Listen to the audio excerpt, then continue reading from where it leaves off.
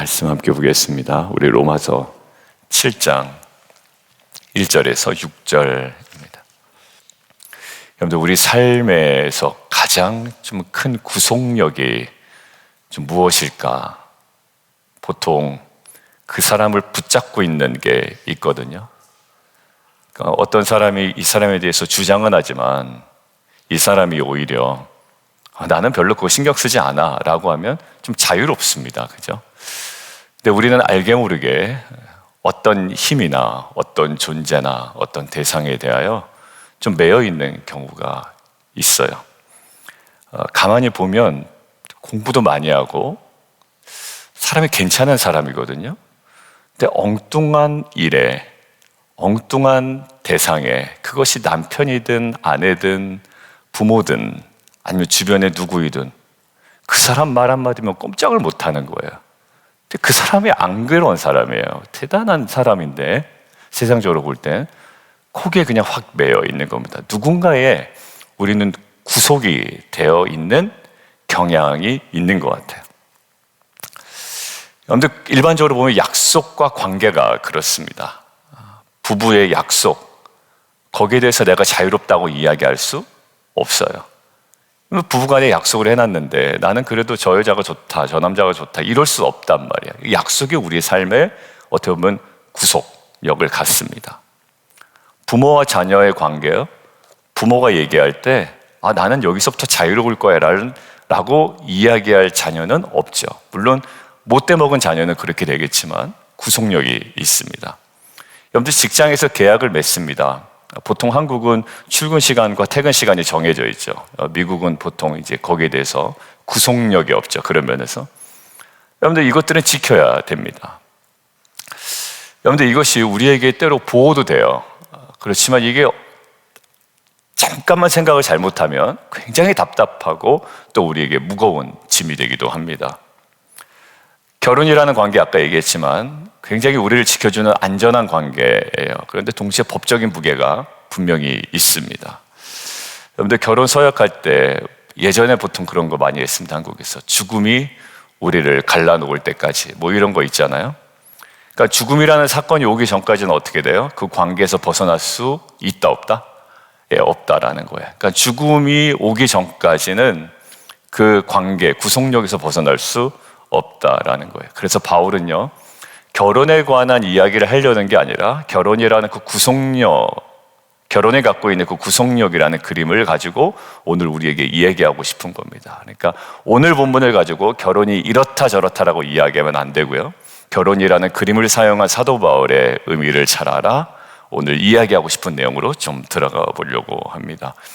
여러분들, 우리는 율법을 지켜야 되고 해야 된다, 하지 말아야 된다. 우리 월요일날 묵상했습니다. 그러니까 월요일날 묵상 내용을 보면 조금 자유로워지는데, 아니요, 자유로워지는 것이 아니라 오히려 영광스러워지는데, 만약 묵상을 하지 못했다면 여전히 계속 무겁단 말이에요. 끝없이 우리를 누르는 것 같아요. 그때마다 이제 질문이 하나 생기는 겁니다.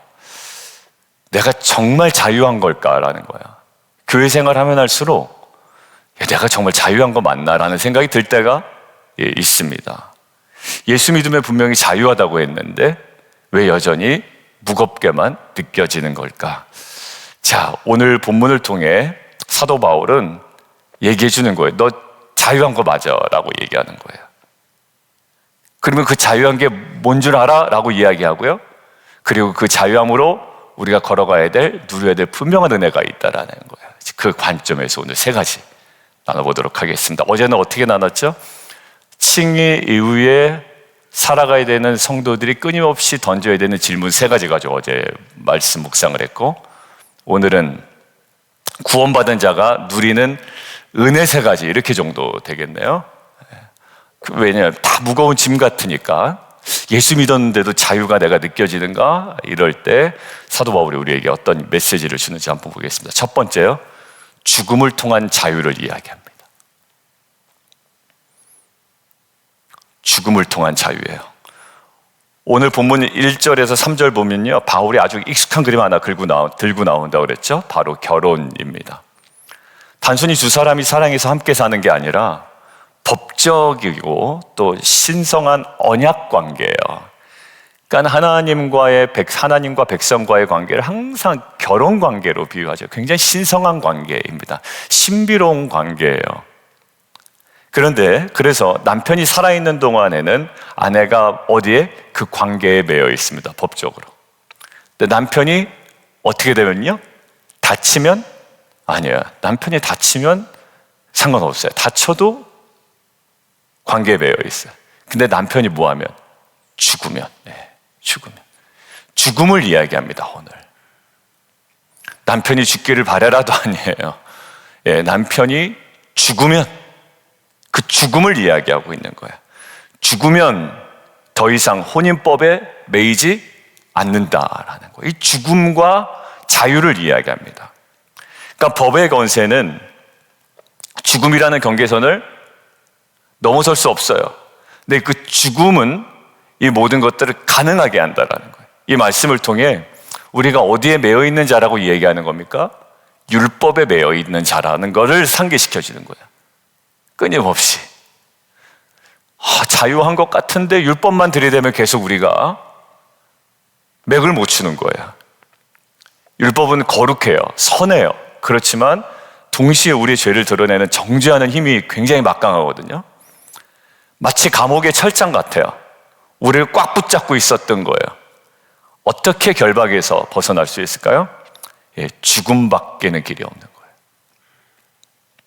여기서 놀라운 복음이 있습니다. 죽음 이후에 주어지는 자유예요. 실제로 우리가 죽었나요? 아니요, 살아있잖아요. 숨쉬고 있잖아요. 오늘도 제가 아침에 일어나서 샤워하다가 저희 그 막내를 깨웠어요. 수아나 이제 가야 돼. 근데 어제 제가 자기 직전까지도 안 들어왔어요. 학교에서 어제 늦게 왔나 봐요.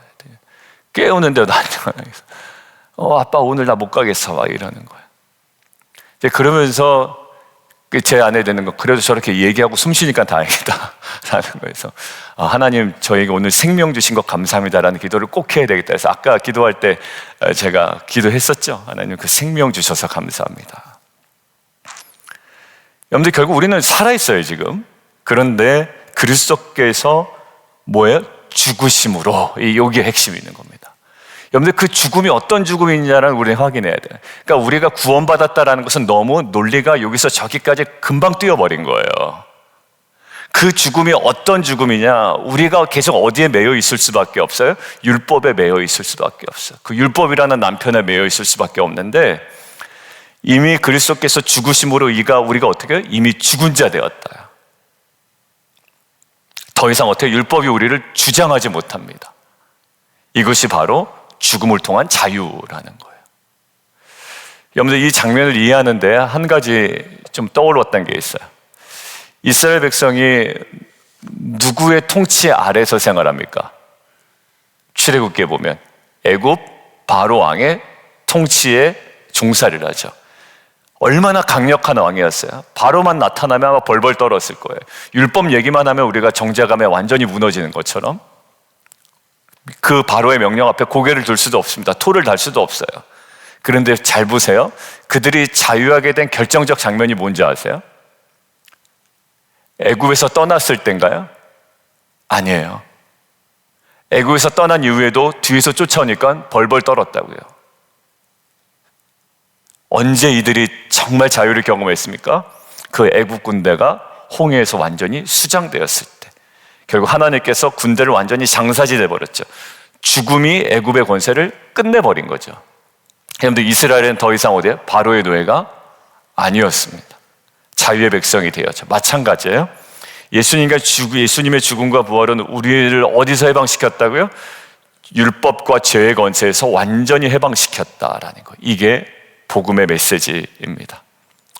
여러분, 우리가 신앙생활하면서 아직도 나는 율법 아래에 있는 것처럼 느낄 때가 많습니다. 이것도 못 지키고 또 저것도 못하고 하나님이 또 목사님이 또 리더가 나를 미워하진 않을까 두려움이 자꾸 우리 마음을 짓누릅니다. 하지만 복음은 이렇게 얘기하는 거예요. 너는 이미 그리스도와 함께 어떻게 됐다? 죽었다. 여러분들 어떤 그 신부님이 유명한 신부님이 하나 있나 봐요. 그러니까 농담이라고 하기엔 그 신부님한테 너무 죄송하고 그 웃긴 얘기를 하는 설교 때 막 이렇게 웃긴 얘기를 하는 할아버지가 사고가 나서 이제 응급실에 실려오는데 의사가 보더니 운명하셨습니다 이렇게 얘기했대요. 할머니가 마음이 어때요? 아프죠. 근데 이건 이제 웃긴 얘기니까 너무 좋았다는 거예요.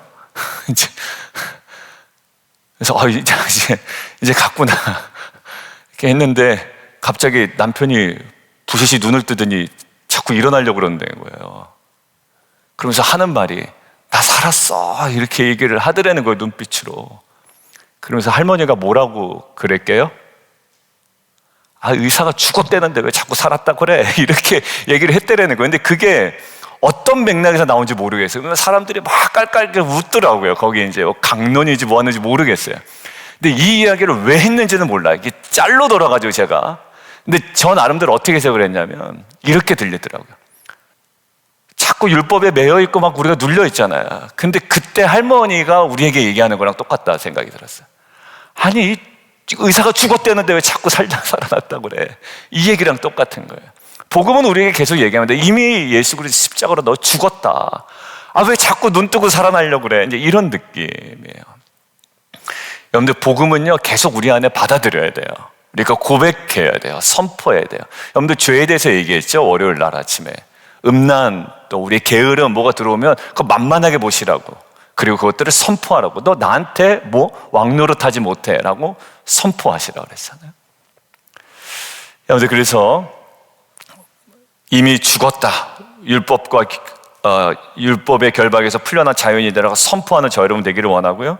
그래서 오늘 이렇게 고백했으면 좋겠어요. 나는 그리스도와 함께 이미 죽었다. 율법의 결박에서 나는 자유하다. 이제 두려움이 아니라 감사와 기쁨으로 하나님을 섬기는 자다. 이런 고백이 있기를 주님의 이름으로 축원합니다. 자, 두 번째, 이제 죽음을 통해 자유를 경험했잖아요. 그럼 자유가 어떻게 될까요? 방종의 이미지를 그리기가 쉽단 말이에요. 자, 두 번째 대지는요, 오늘 사도 바울이 자유 이후의 삶에 대해서 이야기합니다. 두 번째 대죠, 새로운 연합이에요. 잘 보세요. 예전에는 옛날 남편에 매여 있었죠. 율법이라는 옛날 남편에 매여 있어요. 옛날 남편이 죽었네. 어떻게 돼요? 여기 내가 매여 있을 필요가 없죠. 그러면 뭐가 생기는 거예요? 새로운 연합이 생기는 거예요. 오늘 그 연합에 대해서 이야기합니다. 4절 함께 읽겠습니다. 시작. 내 형제들아, 너희도 그리스도의 몸으로 말미암아 율법에 대하여 죽임을 당하였으니 이는 다르니 가운데서 살아나신 이에게 가서 우리가 하나님을 위하여 맞춰요. 여기서 보면 이제는 죽은 자 가운데서 살아나신 이에게 가서 하는 거예요. 그러니까 죽음으로 인한 자유로 또 딴 데 가서 방종한 삶을 살아가는 게 아니란 말이에요. 저는 칭의의 구원 이후에 성도님들의 미묘한 방종을 좀 보거든요. 물론 저의 모습이기도 했어요. 현재 저의 모습일 수도 있고요. 왜냐하면 칭의의 복음을 너무 잘 설명을 해놓으니까 이제 너무 뻔뻔해졌다? 약간 이런 느낌. 그래, 난 아무것도 안 하고 난 은혜를 받았어. 그래서 어디로 가냐면 새로운 연합 쪽으로 가지 아니하고 어떻게 돼요? 방종으로 가요. 그러면 막 이제 죄송합니다. 표현 좀 그냥 좀 편하게 하면 이분 살아가지고, 그죠? 이분 살아가지고 나는 과거의 죄, 현재의 죄, 미래의 죄, 그러니까 가리키긴 또 엄청 잘 가리킨 모양이에요. 그러니까 막 죄를 져도 나는, 그게 바로 공동서신서에 나오는 하나님의 은혜를 방탕한 것으로 바꿨다라는 거거든요. 여러분들 정말 죽음을 통한 자유를 경험한 자는 어떻게 돼? 새로운 연합으로 간단 말이에요. 이걸로 안 가면 이게 구원을 받은 자인지 아니면 구원을 받았다고 얘기하는데 사람들 눈살 찌푸리지 막 이런 모습들이 저와 여러분에게 나타날 수 있다는 거죠. 어디요? 새로운 연합이에요. 율법에서 자유하게 된 목적이 있다라는 거죠. 뭐냐? 방종이 아니라 새로운 연합을 위한 거다. 이제 부활하신 주님과 어떤 관계들을 새로운 관계에 들어갔다라는 거예요. 그러니까 어제도 그래야 됐지만 오늘도 그래야 되겠고 내일도 그래야 되고 우리는 계속 말씀을 통한 주님과의 연합, 말씀이 육신이 되어 우리 가운데 오신 주님과의 긴밀한 연합, 신비로운 연합 가운데 있어야 우리의 생각이 제대로 굴러가고 우리의 관점이 새로워지며 주님의 뜻을 분별하여 또 성령을 통해 우리가 순종할 수 있게 됩니다. 안 그러면요, 야, 갑자기 왜 이렇게 돈 얘기를 하지? 저 사람이 왜 자꾸 자기를 드러내려고 하지? 여러분들 이거는요, 인간의 죄성이기 때문에 새로운 연합으로 깊게 들어가지 않으면 불쑥불쑥 튀어나옵니다. 누군가가 이렇게 얘기할 때 저 사람이 왜 나한테 지시하는 것 같지? 관계 속에서 여러분들 수많이 느끼잖아요. 왜 그래요? 예, 인간의 죄성과 죄성이 충돌하기 때문에 그렇습니다. 여러분들 자유는 끝난 게 아니에요. 새로운 연합으로 우리를 이끌고 갑니다. 여러분들 이게 요한복음 15장에 나와 있습니다. 포도나무와 가지의 비유인데 내 안에 거하라 나도 어디 안에 거하리라 너희 안에 거하리라. 가지가 포도나무에 뭐하면 붙어있지 아니하면 연합을 얘기하죠. 그러니까 예전에 과거에 신앙생활 했던 거 가지고 막 얘기하는 거는 이제 지양해야 돼요. 지금 내가 하나님과 연결되어 있느냐가 매우 중요해요. 단어 선택 하나하나도 지금 이런 시스템이 있는 거를 이해를 하셔야 돼요. 이게 의미가 있겠구나. 그러면 이거 이렇지 않아요 저렇지 않아요. 그것 때문에 힘들어 하시더라고요. 갑자기 막 이야기해요. 근데 좀 싫다는 거예요. 그럼 그래요. 근데 죄성이에요. 이야기를 하거든요. 그 죄성의 핵심은 뭐냐면 연합의 부재예요. 단절이죠. 붙어있지 아니하면 절로 열매를 맺을 수 없음 같이 너희도 내 안에 있지 않으면 그러하리라 라는 거예요. 여러분들 가지가 나무에서 떨어져 자유롭게 내 마음대로 살겠다고 한번 생각해 보세요. 야 이제 자유다 라고. 그러면 결국 말라버립니다. 여러분들 기독교 생활, 그러니까 우리가 기독교 안에 또 우리가 믿는다고 하는데 자꾸 말라가는 이유는 뭐냐면 새로운 연합의 신비를 못 느꼈기 때문에.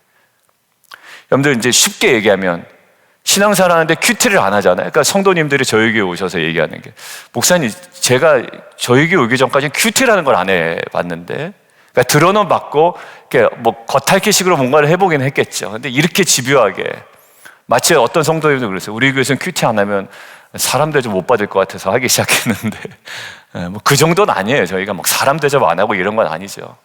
그건 뭐냐면 주님과의 깊은 연합과 그 연합의 신비를 누린 거예요. 주님과 붙어 있는 거죠.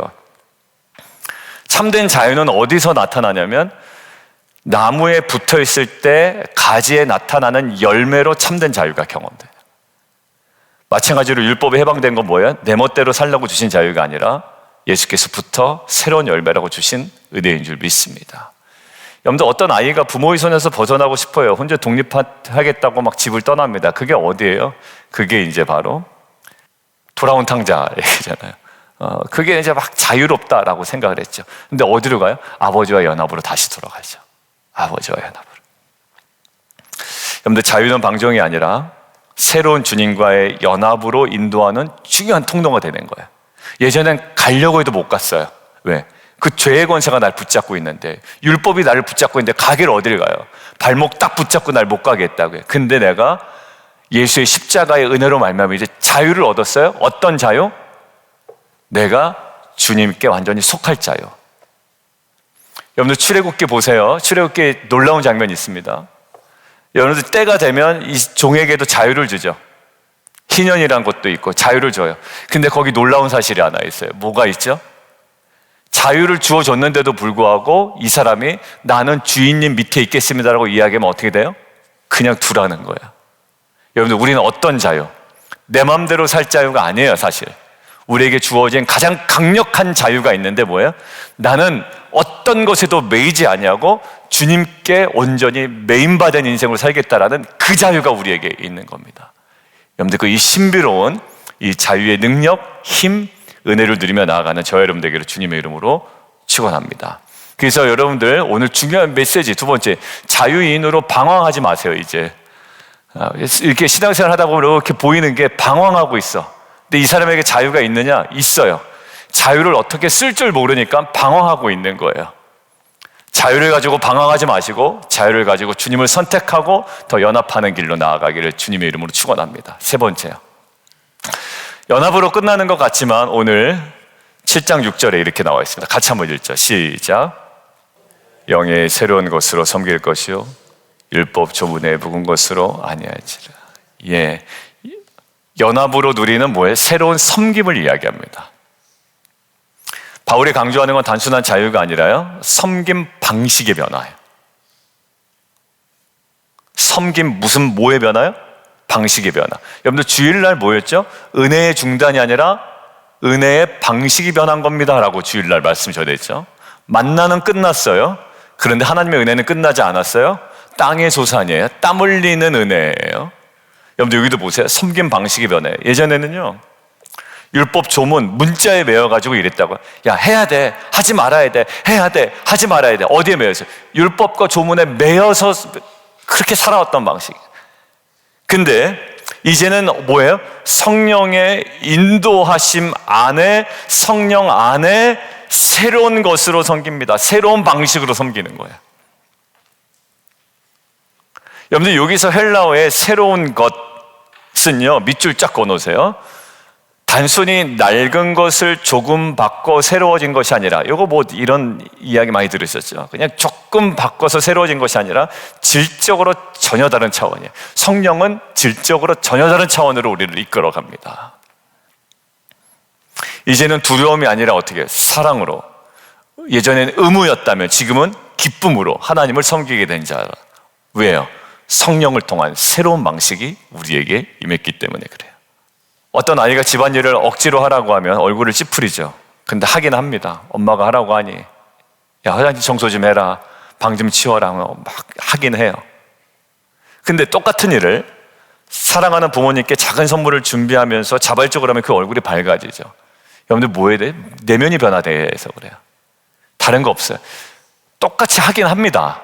그런데 이 아이는 밝고 오히려 엄마 이거 좋아요 하면서 이제 표현하면 뭐가 변해? 내면이 변해. 근데 내면이 변화되는 방식의 변화는 무엇으로 가능해요? 성령으로 가능하다라는 거.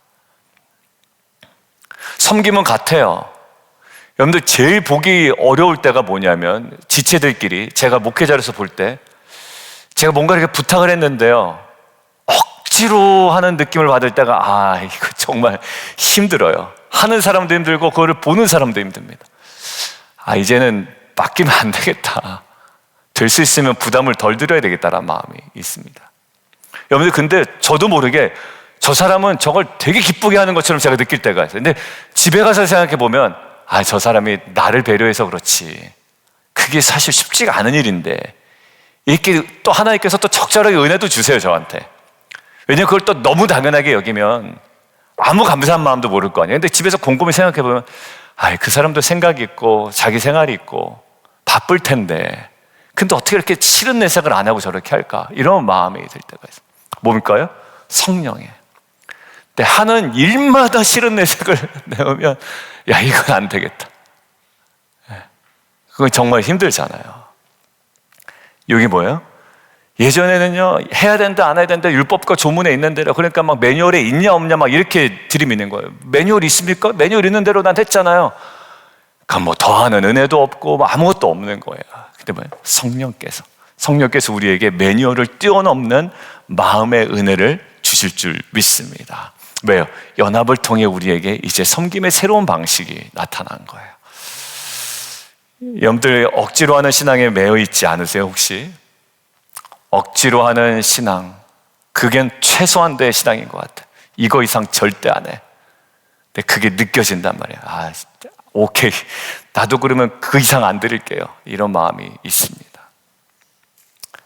여러분들 예배 자리에 나오면서 기도하면서도 하나님의 나의 주권자라고 이야기하면서도 이걸 하면 안 되니까, 또 이렇게 하면 아니고, 이건 아니고, 이건 아니야, 나의 방식이 아니야, 그러면서 의무감 때문에 힘겹게 살아가는, 그러니까 섬기면서도 힘겨운 사람이 있는가 하면 더 많은 것들을 하면서, 여러분들 교회 많이 섬기라는 거 아닙니다. 오해하지 마시고, 하나님 일을 섬기고 가정을 섬기면서도 힘겹게 살아가는 게가 반면 뭐예요? 이 영의 새로운 것으로 섬기는 기쁨이 회복된 자가 있습니다. 여러분들 자유함이 임했죠? 어떻게 돼요? 방종이 아니라 내가 온전히 주님께 속한 자로 살아갈 수 있는 연합의 신비로 들어가죠. 그러면서 영의 새로운 것으로 저희의 섬김의 방식이 변화되는 귀한 은혜 있기를 주님의 이름으로 축원드립니다. 자, 오늘 기도하죠.